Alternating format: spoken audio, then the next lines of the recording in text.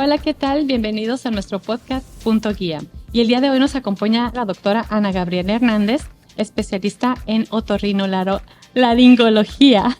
Doctora, es un trabalenguas, pero sabemos que es una especialidad muy necesaria. Bienvenida, ¿cómo está? Gracias, buenas tardes, un gusto. Bien, gracias. Bienvenida, gracias por estar aquí. Doctora, vamos a entrar en el tema más básico que son los oídos. Háblenos un poco de los oídos. ¿Cómo debemos de cuidar nuestros oídos? ¿Cómo debemos de limpiarlos? ¿Es correcto usar un cotonete? Pues en general, como todos los órganos de los sentidos, a veces pasan desapercibidos o los damos por sentados, ¿no? Hasta que empiezan a dar algún problema. Y los oídos, pues no son la excepción, son órganos pues delicados, son muy delicados desde la porción externa del oído y pues sobre todo la cuestión interna, ¿no? El sistema de la audición como tal. De entrada, el cuidado del oído pues empieza desde afuera. No, ahí sí la pregunta del millón, ¿verdad? No es adecuado introducir cotonetes o Q-tips, que le llama la gente, al conducto del oído. Podemos llegar a utilizarlos para lo que es la orilla o las curvaturas de la oreja como tal, pero ya lo que es el canal del oído, no debiéramos introducir ahí nada para limpiar la cerilla que pudiéramos llegar nosotros a percibir en la salida o en la orilla del conducto. Debemos de nada más a donde llega nuestro dedo con alguna toallita o algún Kleenex, pero nada más. El oído tiene su mecanismo de limpieza natural. El conducto es pues un conducto que no es recto, tiene una curvatura y está diseñado para producir la cerilla, que no es mugre. La gente piensa que es suciedad, pero no, es una protección para el oído. Sirve para lubricarlo, sirve para defensa, por ejemplo, pues desde la prehistoria cuando dormíamos en el suelo para que no se meta ningún animalito a nuestro oído. Tiene un pH especial ácido para prevenir el crecimiento de bacterias y hongos. Entonces tiene una razón de ser, no debemos quitarlo todo. Y entonces está más el exceso, el oído lo recorre hacia la orilla o hacia afuera y es lo único que debemos nosotros de limpiar en la orilla y en la parte de afuera. Hay personas que por diversas circunstancias, así como vemos personas que sudamos más, gente que no suda tanto, también hay personas que producen más cerilla que otras o la consistencia de su cerilla predispone a que se hagan taponcitos. En este sentido, si hay un exceso o un tapón, lo adecuado es acudir con un médico para valorar o incluso pues con un especialista para realizar la limpieza pues del oído, ya sea con un lavado o existen otros métodos, ¿no? El lavado pues es como digamos lo más simple, pero también tiene su chiste. No es nada más echar agua y ya, sino tiene su forma de hacerse para no lastimar precisamente el conducto. Está comentando de la limpieza del oído y realmente, por ejemplo, hay personas que les sale esa cerillita que se nota, ¿no? Entonces lo más común es, ¿me ayudas a limpiarla? Incluso hasta usan estos ganchitos que son para el cabello, ¿no? Sí, limpia. Y la persona, sí, síguele, porque siente satisfacción en esa limpieza, ¿no? Pero obviamente, ¿estamos afectando al oído? Pues no como tal, siempre y cuando se haga con cuidado, digo aquí a riesgo de darle como luz verde a la gente de que se pudiera lastimar, pero si alguien te está asistiendo y está viendo directamente y lo hace en la parte más externa, o sea, sin introducir hasta donde no vea uno dónde está introduciendo el instrumento, pudiera, o sea, si vemos que ya la cerilla está en la orillita, pues sí puede uno utilizarse algo pues hasta puede uno conseguir cucharitas que venden para limpiar los oídos, en ciertas farmacias venden, etcétera. Pero siempre y cuando pues haciéndolo con cuidado, que alguien nos ayude, no hacerlo uno mismo, porque pues eso es a ciegas, aunque uno esté sintiendo aparentemente, pero sí se puede llegar a lastimar. Entonces puede retirar el exceso de cerilla, pero no es lo ideal. O sea, siempre tratar de dejar que el oído haga su trabajo y en dado caso, pues sí acudir con un profesional para que vea si es necesario una limpieza más profunda o no, porque si lo hacemos fuerte, aunque pareciera que no, podemos raspar, o sea, lacerar lo que es la pielecita del conducto, que es mucho más delgadita que el resto de nuestro cuerpo, y ese rasponcito se puede llegar a infectar, sobre todo con la humedad, y entonces complicarse con una infección de oído. qué buena información, doctora, porque es muy común hacerlo y realmente no somos profesionales para hacerlo, pero sí es buena la información, ¿no? Doctora, por ejemplo, en caso de que nos llegáramos a lastimar el oído, o sea, ese dolorcito que aparentemente puede sentirse en ese momento, ¿es importante acudir al doctor o cuánto tiempo podemos esperar para decir, híjole, no me lastimé como queremos pensar que no nos lastimamos, sí, ¿verdad? Pero realmente es importante acudir con un médico inmediatamente si sentimos que nos lastimamos. Así, francamente, no necesariamente, no es así como de urgencia, pero sí estar al pendiente. Todo va a depender de pues la intensidad, obviamente, de la lastimada que nos demos. Si hay salida de sangre, ahí sí definitivamente, ¿no?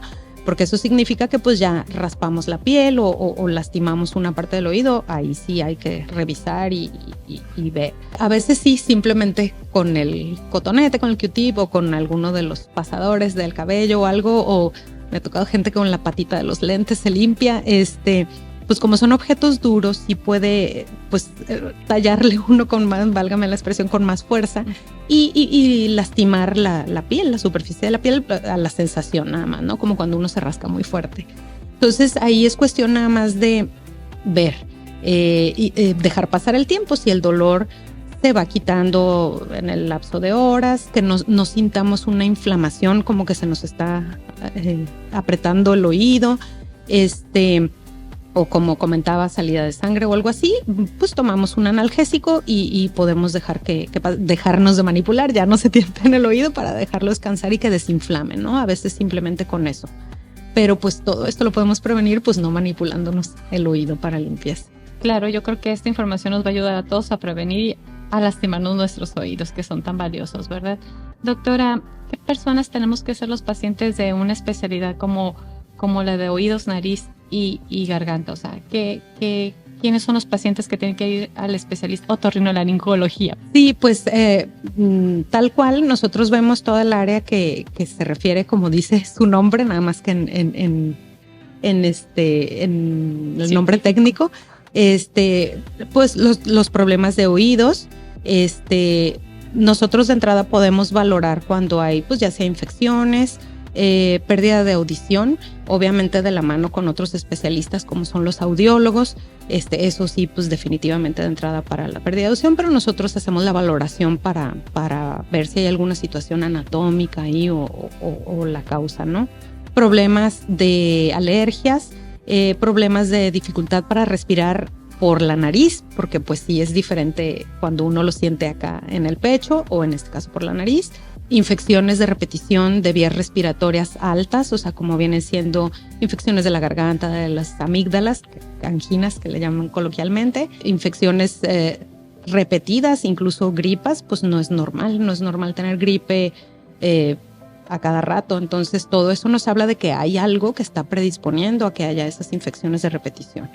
Y pues obvio, también problemas de más abajo en la laringe, como cambios en la voz, pues ya francamente sensación de cuerpo extraño se llama, pues o sea, sensación de obstrucción o algo así, pues todo eso lo valoramos nosotros. A veces no es algo puramente de esa zona, por ejemplo en la garganta recordemos que es una zona anatómica que se comparte la vía digestiva con la vía aérea. Entonces hay situaciones del sistema digestivo, del estómago, que pueden manifestarse a nivel de la garganta. Puede haber problemas tiroideos que se manifiestan también a nivel de la garganta y pues acuden con uno porque hay dolor de garganta, pero el origen es otro, ¿no? O en el oído, dolor de oído, a veces son cuestiones de la articulación de la mandíbula, de la quijada, y entonces pues ya nosotros valoramos, les explicamos y en dado caso nos apoyamos de el especialista, que le competa esta área. Claro, muchas gracias, doctora. Volviendo a esas infecciones, por ejemplo, las personas que padecen infección de oídos, que obviamente el especialista le da indicaciones, ¿cuáles son las específicas para evitar un daño en la infección en el oído, por ejemplo? Algo muy básico, porque pues las infecciones de oído sinceramente, pues la puede ver los médicos generales, otros, por ejemplo, en los niños los pediatras lo ven, etcétera, ¿no? O sea, no es algo exclusivo de nosotros, pero sí en general es bien importante dar, como comentan, las indicaciones y los cuidados aunados al tratamiento o al manejo que se da, porque muchas veces, sobre todo cuando ya hay una perforación que revienta el oído y supura, o una infección externa del oído, como la que da por meternos mucho a la alberca o al agua, que es una infección externa y no se reventó el oído, no nada, pero es en el conducto el que se infecta. Es bien importante cubrir el oído en el tiempo en el que se resuelve la infección, cubrir el oído y protegerlo de que no se moje, que no entre agua. El peor enemigo de un oído infectado es el agua.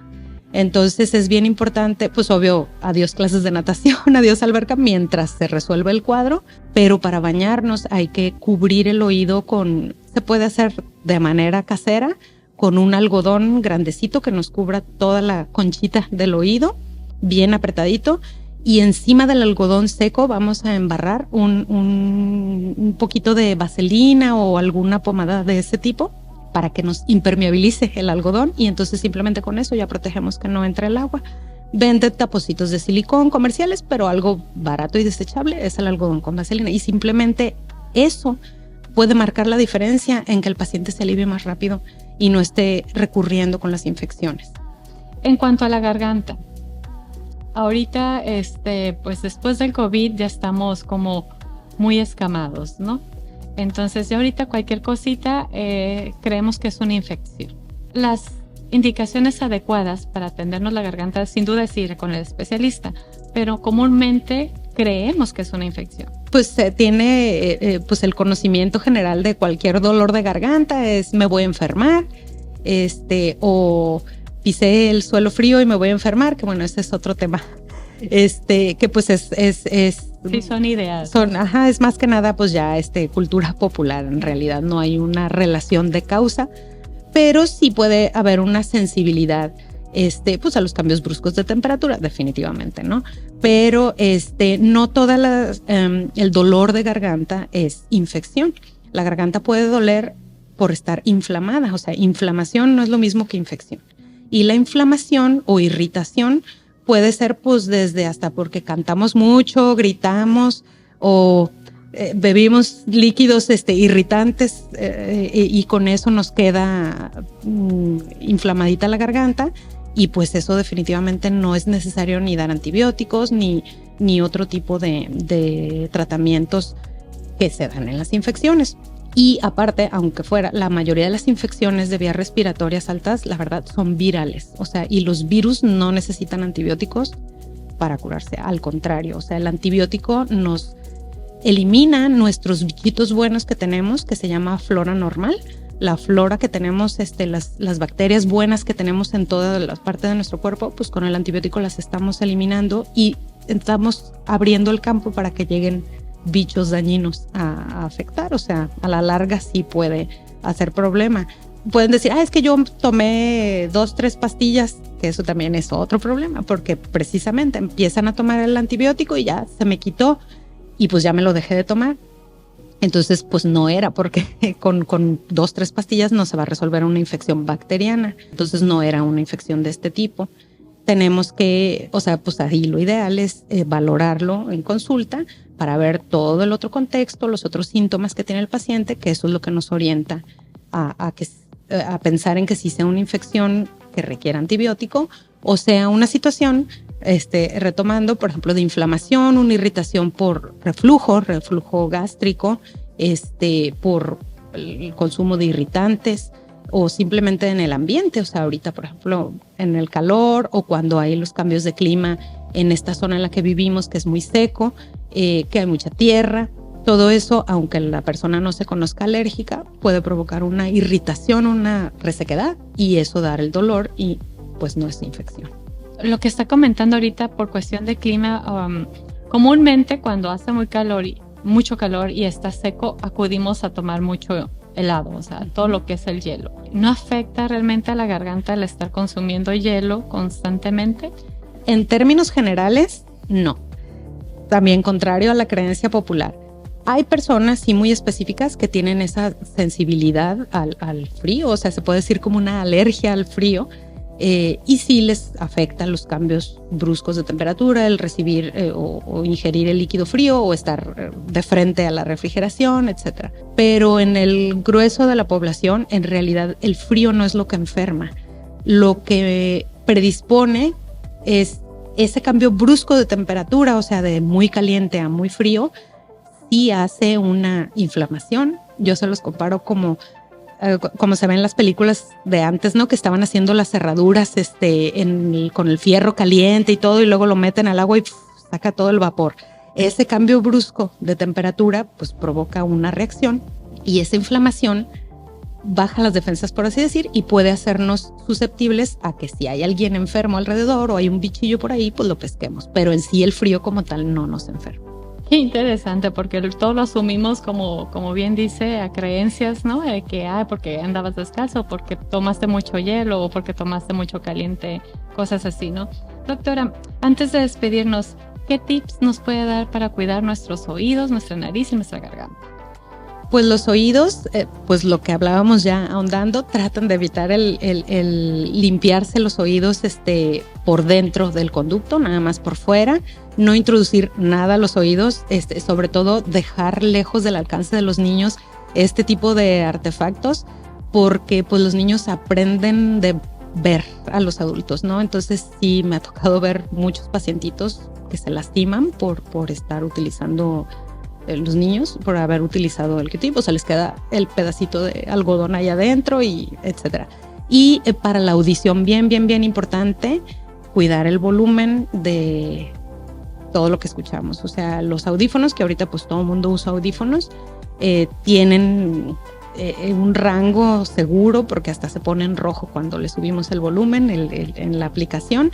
Entonces es por algo. Aunque nos gusta mucho lo que estamos escuchando, pero ahí la exposición repetida al ruido, y ahí desgraciadamente también, pues por ejemplo en los trabajos, sí es bien importante usar protección, porque de momento no va a doler, no duele por el ruido fuerte, en ocasiones sí, pero la mayoría de las veces no, pero ya con el paso de los años, pues hay un daño permanente en la audición y pues ya no se puede recuperar. ¿Es recomendable la cirugía de amígdalas y alguna edad límite o sugerencia de edad para ello?